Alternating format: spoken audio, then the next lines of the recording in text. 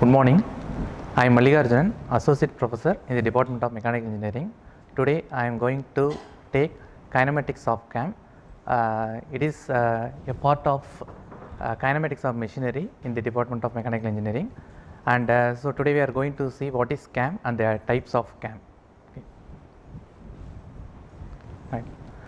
So CAM generally all the machines are run by electric motor.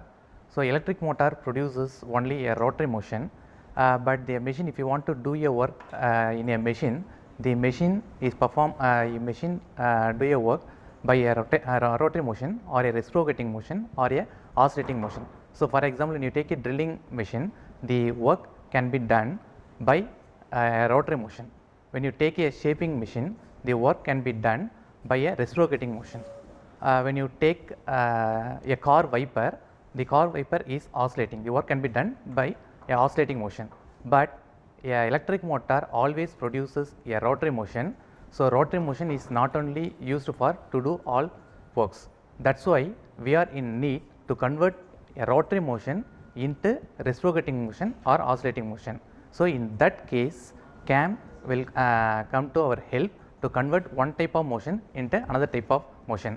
So in the slide you can see that CAM is a rotating machine element which is used to convert a rotary motion into reciprocating motion or oscillating motion to another element. That element is called as a follower. So now here look at this, the black color one is nothing but a shaft, a dark blue, okay, which is it is nothing but a CAM that is mounted on a shaft. When the shaft rotates, CAM is also rotates, and the another one element is nothing but follower. When CAM rotates, the follower will reciprocate, okay, in this arrangement. In some other arrangement, when the CAM rotates, follower will oscillate. Next, okay, and you can see some of the applications of the CAM here, and in this slide you can see a portion of an IC engine. So here a piston is reciprocated inside the engine cylinder. So now the exhaust gas, fuels and exhaust gases are admitted or allowed to atmosphere with the help of inlet valve and outlet valve. So both the valves are operated with the help of the CAMs. These CAMs are mounted on a camshaft. Okay, when the camshaft is rotated, the CAMs are used to operate the valves to open or close. Next, and this is another example. So here also, so in the previous case we have seen the macroscopic view, and here you can see the same IC engine in the microscopic view. Now here when the CAM rotates, it operates the valve to move to close or open. Okay, so the other arrangements are help come to our help to do this action. Next, and it shows a camshaft. And next we are going to see the classification of the followers, and the first one according to the surface in contact. So based on the surface in contact, there are four types of followers: knife edge follower, roller follower, flat faced follower, it is otherwise called as a mushroom follower, and the last one is a spherical faced follower. So here based on the type of contact, what type of contact we have between a CAM and a follower, we are classifying the followers like this. Next one, and here you can look at the follower end is shaped like a knife. Okay, it is very sharp, that's why it is called as a knife edge follower. So in this type of follower, the contact is either a point contact or a line contact. So based on the shape of that sharp edge, and so normally it creates a noise operation. The operation is so much noisy, and the wear and tear is more in the in this case. Next, now to avoid that noise operation and wear and tear, so we can attach a roller at the end of a follower. Okay, and look at this, there is a roller at the end of the follower. So here when the CAM rotates, follower will reciprocate, at the same time the roller is also rotates. And here you can have an example in any structure or a revolving chair, a roller is attached. Okay, so due to by attaching this roller, what happened? We are getting a noiseless operation. At the same time, the operation is very smooth, wear and tear is very less. Next, and the third one is a flat faced follower. Here the end of the follower is shaped like a flat face, shaped like a flat end, and look at this.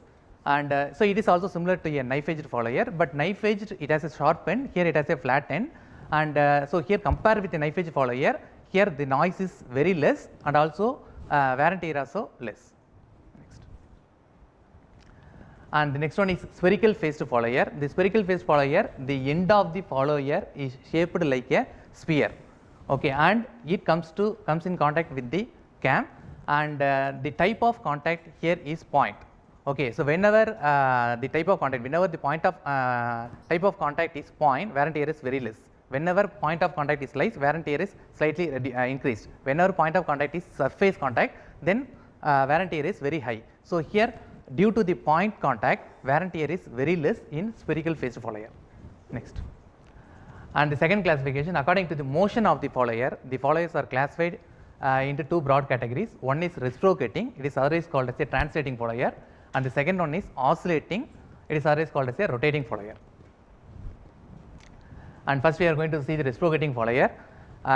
With the help of the motion of the cam, the follower, when the follower will reciprocate, then it is called as a reciprocating follower. So here the cam rotates, by the rotation of the cam, the follower will reciprocate, that is, it will move up and down or it will move to and fro, okay. When it happens, then it is called as a reciprocating follower. Actually most of the applications we are having reciprocating followers. Next. And next one is a oscillating or rotating follower.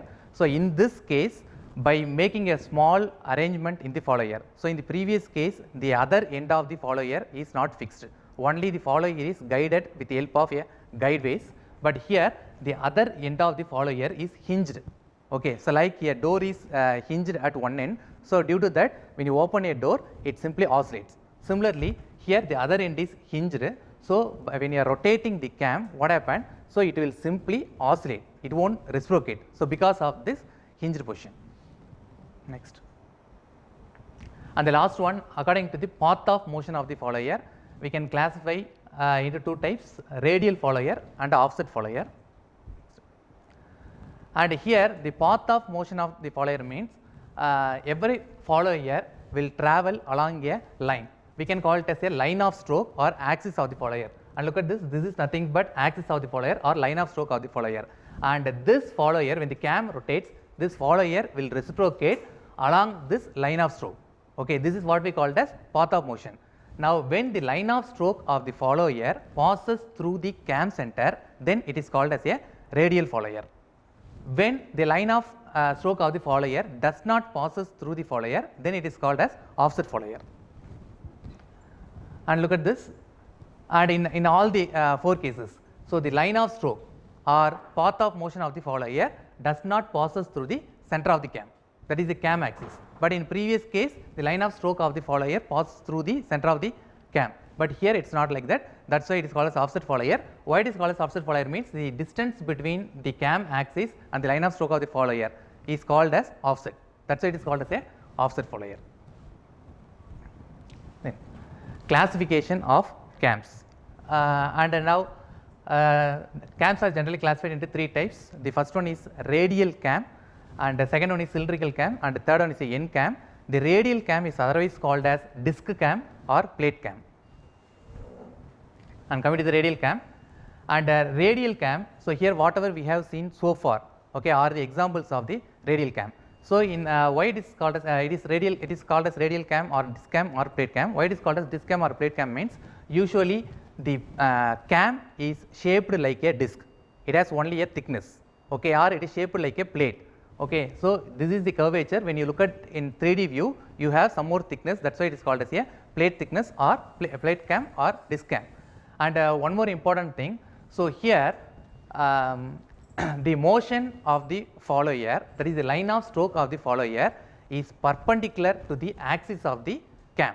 Now here this is nothing but axis of the cam. The axis of the cam is towards you, it is an horizontal axis, the axis is towards you, but line of stroke follower is nothing but a vertical. So the axis of the follower is horizontal and the line of stroke of the follower is vertical, so both are perpendicular to each other. That's why it is called as a radial cam. This is one of the conditions of the radial cam. Next.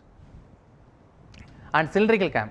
So why it is called as a cylindrical cam means in the previous one the cam is shaped like a plate, so here cam is shaped like a cylinder.